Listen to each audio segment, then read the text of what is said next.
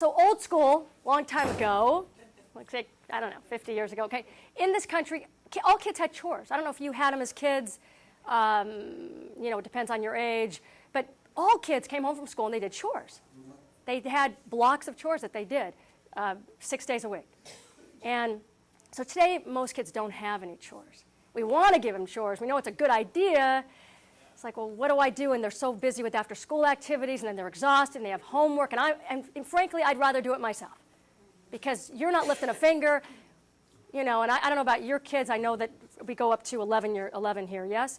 So, but with my son, who's now 8, it would just be asking him to do something would be so, why do I have to do everything around here? And just, it was a battle, and it's just easier to do it myself. Okay, so let me tell you, I just want to tell you why chores are important. And there's a lot of reasons, but some of them I think are the best reasons. One is that practical reasons, right? So we have a responsibility to prepare our kids for life, and domestic skills are no less important than any other skills. My older daughter came home from school. She's my inherited daughter, so I blame her mother for not teaching her how to do the laundry. But so I have a wacky sense of humor, so let me just put that out there right now. I have to laugh at myself, and that just helps me. And if I get a little nervous, whatever. But I have the desk here to protect me. But anyway, so she came home from school, and she was already in her 20s after a couple of years and didn't know how to do her laundry, and she felt bad about that. And, of course, that was remedied pretty quickly. She could do it, but, it's not good. So practical reasons. One is that, so by 18, every kid should know how to do things in a house, in a household, and they should be practiced at those things. Doing the laundry, making basic meals, changing the, vacuuming, changing the filter in the vacuum, changing the filter in the heater. I don't know who irons anymore, but they should know how to iron. I mean, you're going to get a waiting job, you've got to at least iron the collar there. So kids, and that's our responsibility to teach them that. There's nothing more painful. I don't know about you, but a lot of the families I coach, it's painful when kids get out there in the world and they don't know how to do anything because it was all either done for them, depending on your socioeconomic, or you just had parents who just, today's mothers, more so than years ago, do a lot of micromanaging. Okay, more than at any other time, actually. So many, many years ago, parents gave their kids responsibilities much more so than we do today. And mothers are more involved, and the more I do for you, the better mom I am, which is another story. I don't have time for that one, but that's another, can give you about 40 minutes on that. But so chores have taken a back seat, and it's not good. So for practical reasons, also to instill gratitude. When kids start to see kind of what it took for mom and dad to run that household, they start to appreciate that. So you're planting seeds of your kids being grateful for what you've done in the house. Are you with me here still? Yeah. Okay, good. I don't want to lose you this early on in this thing. Another reason is a child's sense of security. And specifically that what chores do more than anything is they actualize a child's participation in the family, okay? So when a child is not doing chores, they're not really kind of living up to their full potential at home, and they're being a contributor. They're not. Their role is diminished, actually. So it's kind of like a baseball player. Baseball player is on a team, but let's say he's on the bench the whole time, all right? He doesn't feel real membership of that team. So for the child, for the player, it's really important for feelings of security, for acceptance, to be doing chores. Next thing is for self-esteem. We can tell our kids they're wonderful. We can give them trophies for showing up.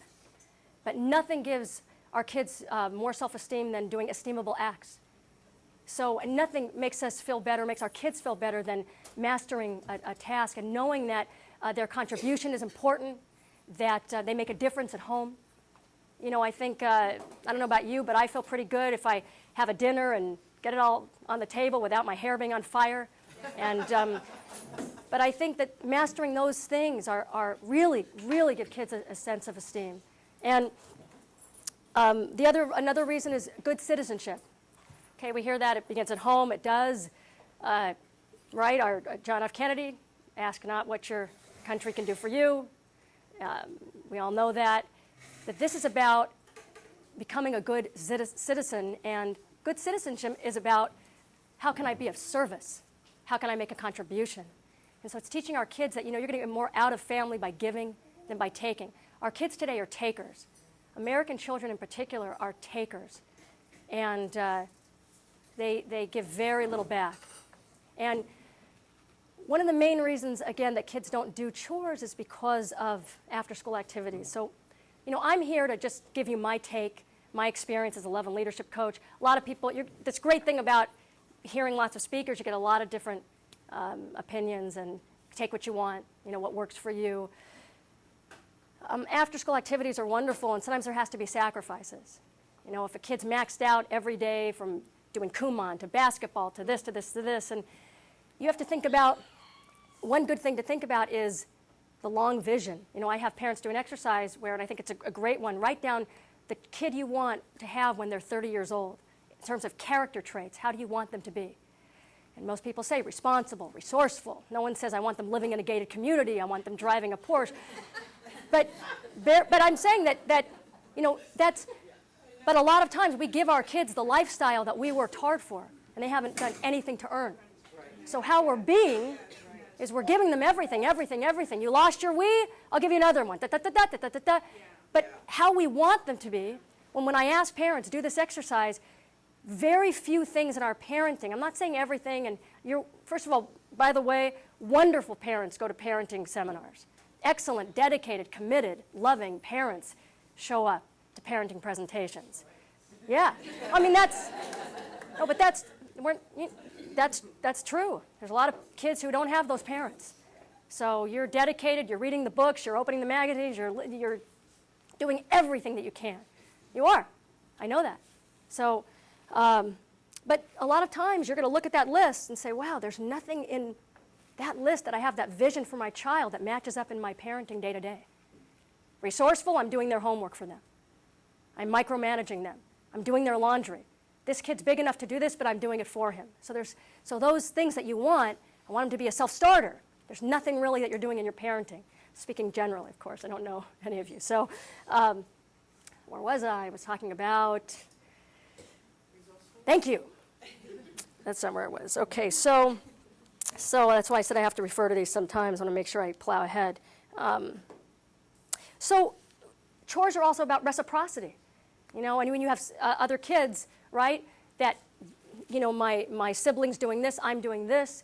This is also about, give and take. I'm relying upon you to do your chore. You're relying upon me. This is the beginning of real social contracts, if you will.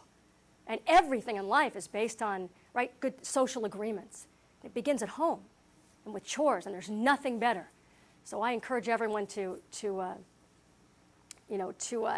start their kids on chores. I'll tell you how to do that. The last thing I want to say is about kids subscribing to your values.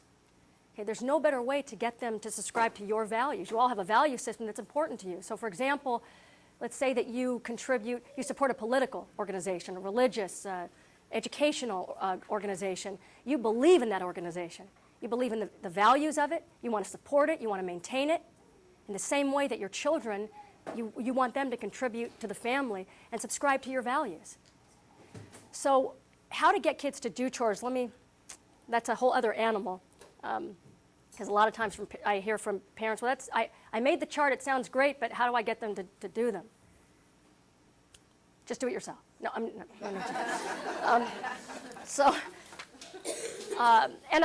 I will give you the resources where you can find what I'm talking about. There's books that about 2 books in particular, but I'm happy to email you with any questions, anything like that, okay?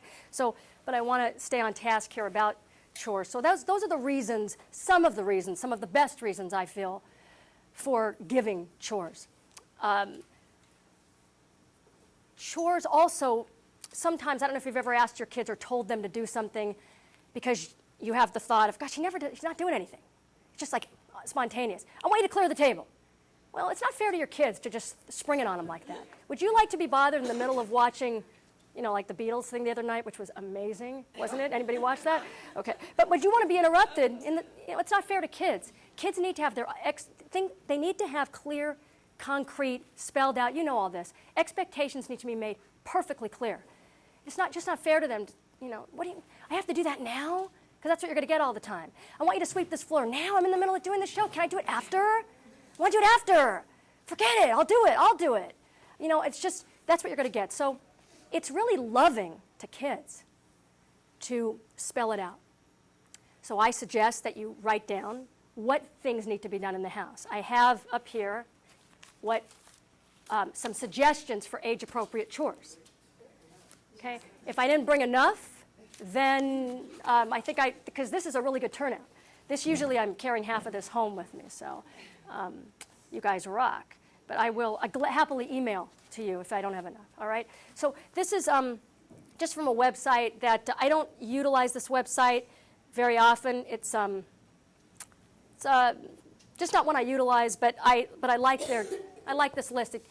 It's give you an idea of what you could start giving your kids. So you write down everything that needs to be done. And my suggestion is you put it up on a calendar.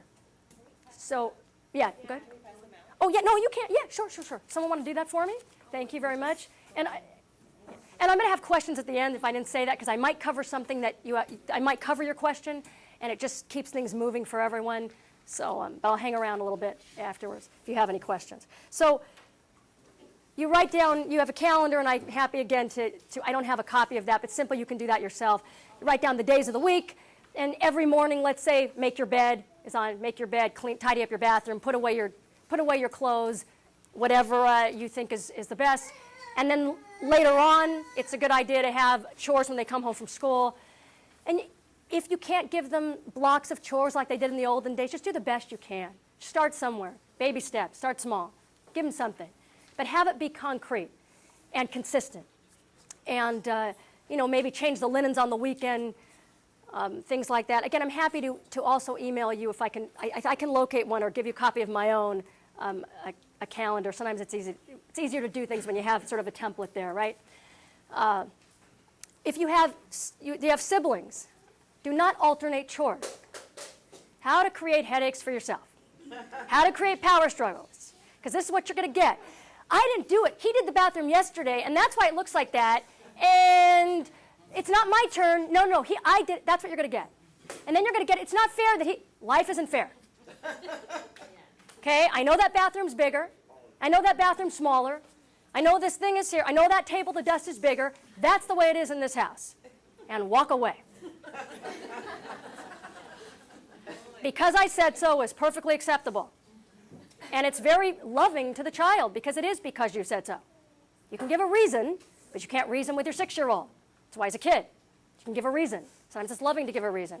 Because it's cold outside, that's why you need to wear your jacket. I don't want to, walk away. Walk away. So I tell my clients, buy a really good pair of tennis shoes, because you're walking away all the time.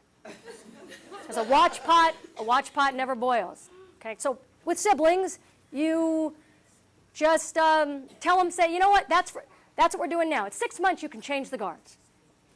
But don't alternate chores. Besides, you want that kid to master that chore. You want ownership. That's what you want from chores. What's the purpose of them? And acknowledge them. That's beautiful. By the way, it's okay to say you need to do it over again. That's the principle of get it right the first time. Do it right the first time. Now, we don't want to micromanage. Don't stand over your kids while they're doing their chores. Don't do that. Don't do this. You missed a spot over there in the corner. Don't do that. If your 6-year-old is making the bed, he's 6 years old. If you like hospital corners and you're a little nutty, go get help. Okay? You know what I'm saying? I have parents like that. They go, when we talk about it, because I like to get, what is neat for you? You have to decide, what's my expectation? We don't want to put stuff on our kids, and we want them to do their best. But we also want to, if that's not their best, you can do better than that. So there's that balance of love and leadership all the time, right? I had a mom whose daughter came to me, the daughter was 14, never lifted a finger, so I said, let's talk about reasonable expectations. If your daughter's doing nothing now, let's get her to do something.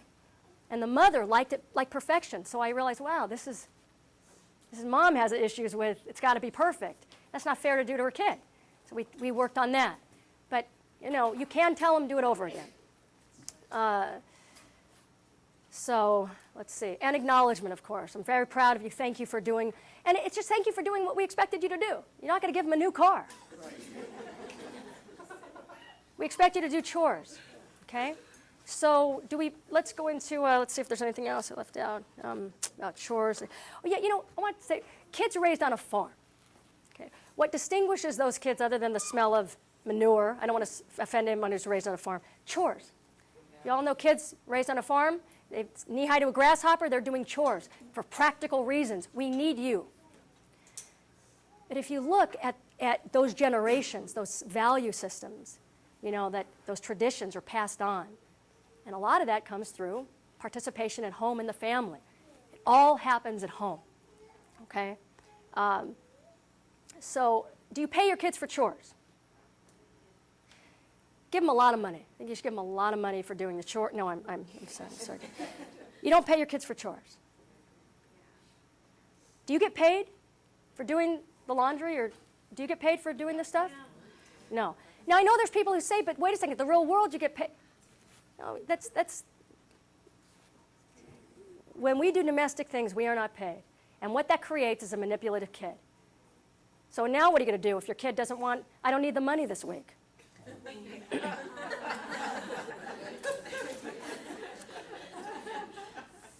And by the way, you can start this, I'm assuming your kids are small, but you can have a kid go from a freeloader to a contributor in a very short amount of time. You can. With older kids, sometimes it takes a while. No more than 3. Well, you can have it happen in a week, quite frankly, or a couple days. With an older kid, sometimes let's say your kid's 9 or 10, and they haven't had to do anything. Sometimes I suggest saying, listen, I got to tell you, I haven't been the best mommy. You need chores. I'm starting now. I went to a parenting presentation. We're so excited. They're not going to be happy about it. They're not going to be, or they might be. Some little kids love chores, right? I want to do it, I want to do it, I want to do it. Okay? But then that wears off a little bit with the older kids. It's like, okay. So,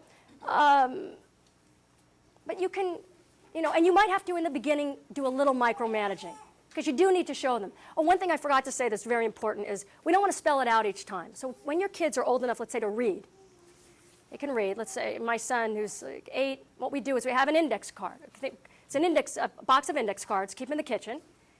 And with chores, you spell it out exactly. What you need and what to do. You need Lysol from the red bucket under the sink. You need the green sponge. Spell it out for them. What you do is you take the green sponge and you wipe this. And then you put it back in the bucket where you got it from. Okay? You don't have to rehash it. They can be completely independent. They know what to do and where to go. Okay? For the little tiny ones, you can do pictures. It's a little bit of effort, but not a lot. It's fun. They like it. Okay, so we don't pay kids for chores. We got that. And how do you get kids to do chores? Okay. Well, one is that you expect them to do them. That's the first thing.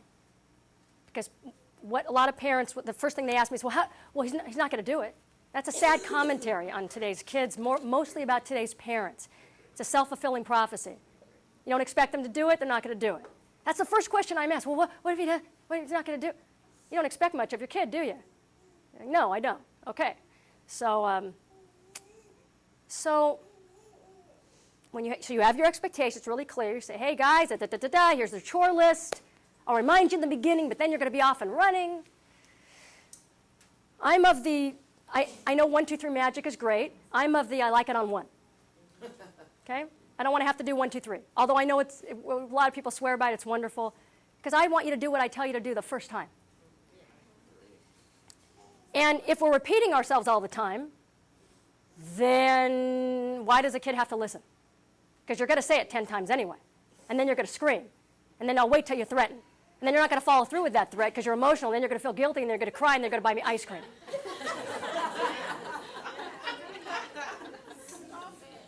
So move on. Right now, so let me just interrupt this for a second about leadership. So I was this mother, as I said, I would be talking. My son would, had the book Hands Are Not for Hitting. I remember when he was little, and he hit me when he didn't get what he wanted. Okay, that was pretty egregious, right? And he was a good kid. He was really, I couldn't believe it. My kid, and I was, you know, and I would sit and talk with him, and I would read him Hands Are Not for Hitting, and we'd have a wonderful understanding. And I say, sweetie, you understand that? You understand hands are not for hitting? You don't hit mommy because that's not nice. We don't do that. We don't hit other people. We can hit the bed. We can boom. I did everything. And then he didn't get his menchies, and whack. So I had to learn about, well, what is leadership? And I had to make it perfectly clear that that was unacceptable. How do you do that? So I'll give you a little example. You want a little example of leadership? Okay.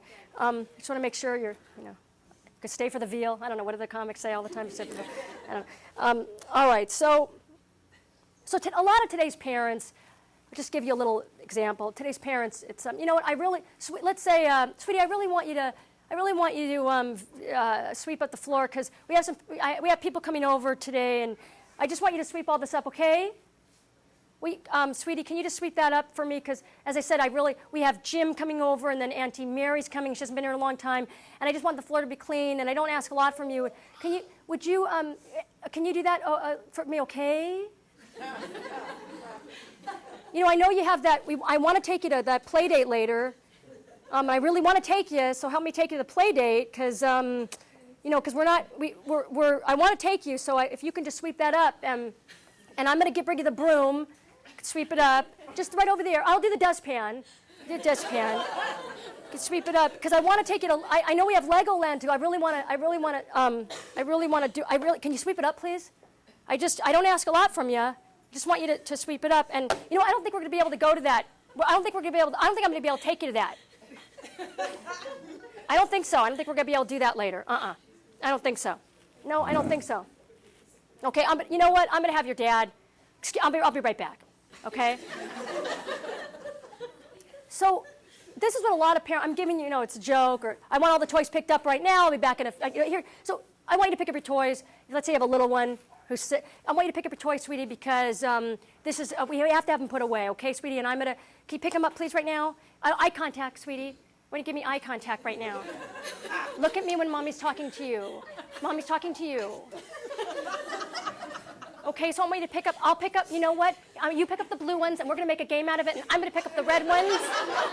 And I'm going to roll, sweetie, here's one rolling over to you. Pick it up, sweetie. Pick it up, please, because I want to give you ice cream. You want ice cream? You want your Oreo chocolate with toppings? Yes, you know, we're going to go to Cold Stone, we're going to give you, and I'm going to give you ice cream. Sweetie, you must not want the ice cream. Okay? So you know what? And then we end up, okay. This is a lot of today's mom. Talking. So leadership, old school. I'm not saying old school was perfect, and I'm not talking about, your alcoholic grandparents. But I'm saying that mothers, so today we have permission to run companies and be in the military, but we're afraid of our 4-year-olds. I mean, this is the parents that, I'm saying. We walk in the house like, but we can tell people what to do all day long. And there's a reason for this. There's a reason. I don't have time to go into the whole reason. But leadership a long time ago was something like this. Leaders use an economy of words, right? Good leaders, politicians talk a lot. Good leaders use an economy of words, right? Your boss doesn't give you, just tells you what he expects, walks away. Right. Okay? So good leadership is something like this. June Cleaver would come over, if you remember her. I don't know. All right, Dakota, I want all these toys picked up right now, and I'll be back in a few minutes to see that you've done it. And she walked away because she expected Dakota to pick up the toys. Right. She didn't watch, she walked away, did something else, okay, walked away. Okay? That's how you do it, there you go. No, what if the toys aren't picked up? What if the toys aren't picked up? What do? Toys aren't going to be picked up, especially if you're new at doing this stuff. This is what I coach. It's kind of one of my areas of expertise, and I'm going to move on to Allowance, so haven't left you here. But I wanted to give an example of leadership because without leadership, you can have the most beautiful ideas in the world and nothing will fly. You can't implement it, you're impotent. Okay? Is that the right word? Thank you. All right. So So, and let's say you have someone coming over. You don't want to discipline now. Let's say your child's old enough to discipline. They're not an infant. They're 3.5, 4, 5. But you have something to do. You got to get going. You got to get the little one to school. You don't have time to. So a lot of times we're told we have to discipline right now, and they're not going to remember. Permanent language-based memory starts around 3.5 years old. My kid remembers when he was 4. He remembered if I promised him Target 2 weeks prior. Right. They remember as long as you recall the incident. So with a 3.5-year-old, you have about a day to discipline. By the way, 7-year-old, you have about a week to give a consequence. Delayed consequences are a wonderful thing, because if you're in the moment and you're heated and you're emotional, do you want to follow through with that? You're not going to Legoland! And you have to follow through with that. And you're not going to follow through. How many threats do we don't follow through and we feel bad, we don't do it? Okay, delayed consequences are wonderful, because if your smoke's coming out of your ears, you don't have to do anything right now. You just file it away. Okay? So, what do? The toys aren't picked up, you pick them up yourself. With a smile on your face, you don't go, God, I have to pick them. Just pick them up, pick them up, pick them up. Pick them up, put them away. Because you tell them once. Do we give warnings? My coaching, we don't give warnings. Would you like a warning? Sweetie, I want you to know if dinner's not on the table by 6 o'clock, we're not going to go out on that date tonight. Warnings create sometimes anxiety. Why do I have to give a warning? I'm your mom. This is just my opinion here. Okay? I don't want, the only warning I give is I want you to know, sweetie, I'm going to tell you, I don't want to nag you. You don't want a nagging mom. I'm sorry I've nagged you. I'm going to tell you to do things one time because you're gifted, right? All our kids are gifted, so I don't want to insult their intelligence by telling them over and over and over again. But we should be able to tell them one time. Now they're people, so they're gonna mess up all the time. So what? That's their job. Their job is to test. My job is to pass. Your job is to test me all the time. So you're gonna listen in the beginning? No, it might take some work. So I pick up the toys, and then when my 7-year-old or 6-year-old comes to me later and says, I want to go to so-and-so, no. Really, why not? Why not? I'm so glad you asked. Because this morning at 10 o'clock, when I told you to pick up all your toys, you didn't do it. And is Dakota going to have a meltdown? You bet. Yep. Yes. And you walk away. And this is not, it's not, rocket science. I mean, it's loving. It's like, sweetie, I know that. And of course, it's painful. Love and leadership. It's, sweetie, I would feel the same way. But sometimes when they're having a meltdown, you can't do anything. You just let them have the meltdown, right? Deal with one thing at a time. So that's what leadership was a long time ago. That's why parents had more respect. Their kids were more respectful. They just demanded that. And it wasn't anything they weren't doing. They weren't reading, they weren't going to a lot of parenting presentations. Maybe some could have been, but there was a respect at that time. And parents weren't doing anything. They weren't doing behavior modification. It was just in their presence. Yeah. If we were to ask the principal, who's the teacher here who has the most command over a classroom, you may know who that teacher is. That she's not doing anything. She's not doing behavior modification theory, or she's not manipulating. She's just commanding, calm, committed, confident. Just who she is. So leadership is an act. You act like you know what you're doing, and you act like you know where you're going, and you act like you know what you're going to get. And that's what leadership is. My natural state is I want my son happy at all times. When I first started disciplining my son, I have to tell you, it was the hardest thing for me to do. I remember crying, just sitting down crying because I felt so bad. Because it wasn't the kind of mom that all the books, I wanted to be his pal and loving and there for every feeling before he felt them. And I didn't want to discipline him. I didn't want him to feel bad. But that feeling bad is, sometimes that's what helps us to grow sometimes. And plus, it's not fair to kids when they don't know where they stand. So when they know mom is going to do what she says, when the toys aren't picked up, maybe not, and they're not going to get it the first time, but maybe by the second or third time, they'll pick up those toys. And maybe not, because kids aren't dogs. Dogs usually want to please their master. With kids, you don't know what you're going to get. Right? We know that rewards last for a while, right? And then sometimes it's like, I don't want. So that stuff will wear off. But leadership will always, my job is to do the right thing no matter what you're doing. Because I'm planting seeds. And we can do it all perfectly. And we all know kids who come from beautiful, upstanding families who trash their lives. And we know kids who come from the worst of circumstances who make lemonade. So there's no direct line. It's life. So we're just planting seeds. We want to maximize the time we have with our kids, right? Allowance. Allowance and chores should not be together. We should not use, as Love and Leadership coach, in this philosophy, we don't withhold allowance when you don't do chores. Allowance you get because you're a part of this family. That is yours. And that's a very loving thing. So yes, when a kid doesn't do chores, there does need to be some kind of a consequence. Sometimes it's just a talking to. It's not always a consequence. It's leadership is always plan A. Leadership is A. Consequences are plan B. Okay? So allowance is entirely separate. Now, by the way, with chores, you don't pay for chores, but you can give kids, when you're doing something extra, they want to make extra money. You want to paint the house, you want to clean the baseboards. Sure, just don't make it a habit. But it's something that they can do to raise a little extra. But allowance, the purpose of allowance, right, is to help kids manage money, to appreciate money, know the value of money. So I can't tell you exactly how much. You need to figure that out.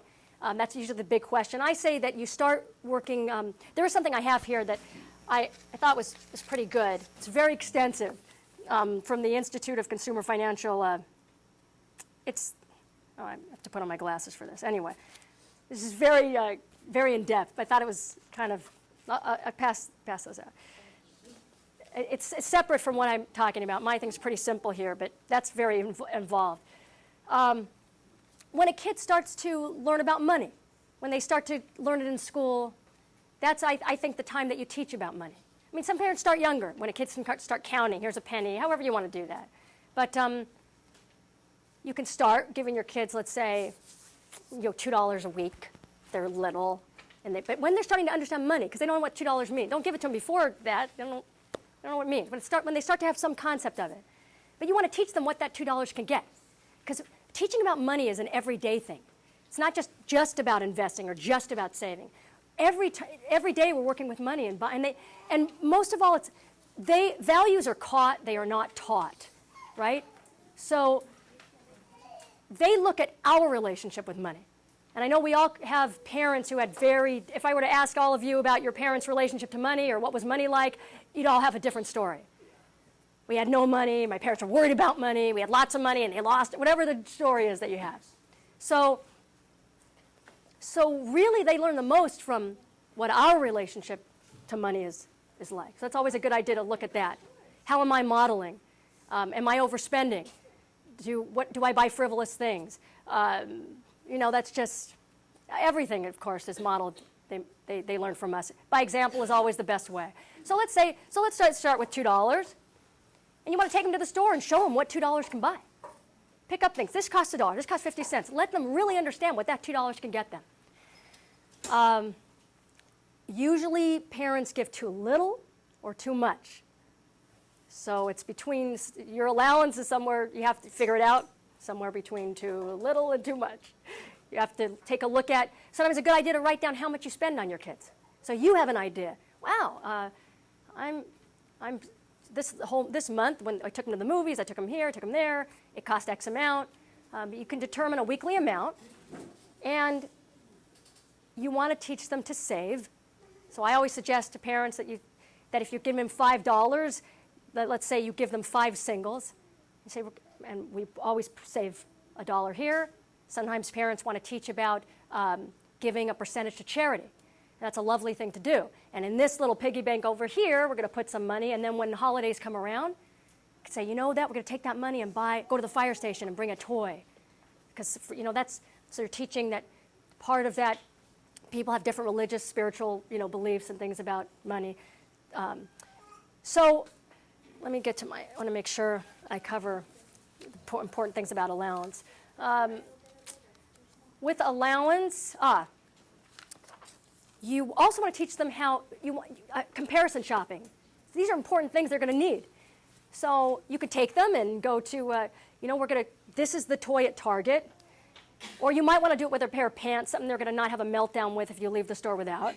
something that they're not so attached to. You show them. I want you to know at the last store, this costs $50, this costs $40, but this is better made, and that's why. Things like that. That's how you're teaching them the value, what their money can buy. I think a great thing to do is to take your kids, starting when they're little and they've just understanding money, take them out and say, you know what, your $2 that you have can buy this. But if you save your $2, and you save your next week's $2, and your next week's $2, you can buy that up there. And they may want that thing for $2, but you're planting those seeds. You're showing them. Also, we learn by trial and error. If you see something that's cheaply made and you say, you know what, that's not very well made, that might just break, I want it. Let them get it. Let it break. And they get to learn that lesson, right? Okay, where am I here? Sorry, I don't want to miss what I'm doing. Okay, what else about allowance? Let's see. What I want to say here is hang with me. Yeah, you want to take it, when you have little kids are getting a little bit older, you want to take into consideration too what, you have to for allowance, what the other kids kind of have. You have to know their friends. Really, you have to know what's in your pocketbook. That's what you have to know. How much can you give, realistically? But there's things to take into consideration. There's some parents who give my kid $5, but the friends they hang with, it's not going to fly. And those are, that's part of life, being out with your peers and being able to have this, not the same exact dollar amount, but did I just make sense? Is that clear? Okay.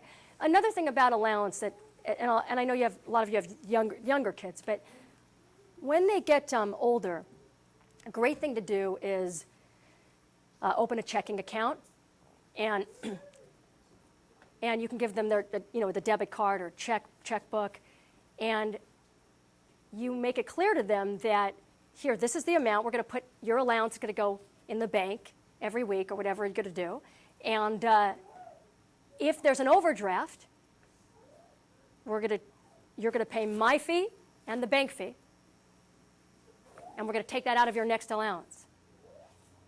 So this is real life. So it's all about preparing them for real life. Also, we don't give advances. There's no advance on allowance. You might as well just open your wallet and go here. There's no advance. You're not going to see the money again. It's not helping them. It also helps them delay gratification. Okay. Last thing I want to say, we're going to wrap up right now. One of the last things about allowance that I wanted to say. Oh, okay. There's a difference between needs, wants, wishes, right? Really important thing for kids to learn is there's what I need and there's what I want.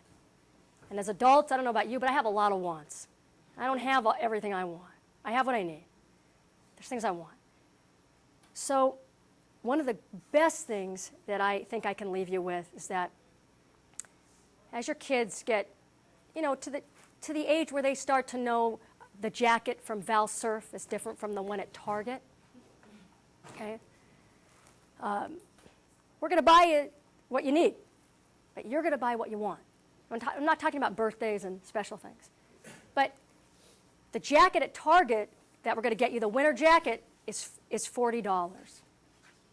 The one at Val Surf you want is $65. We're going to give you the $40, what we would have given you to buy that winter jacket, and you can buy the rest of it with your allowance. So that's teaching them, okay, the one. So I think it's time to wrap. I think we're done. I hope that you got something out of this today.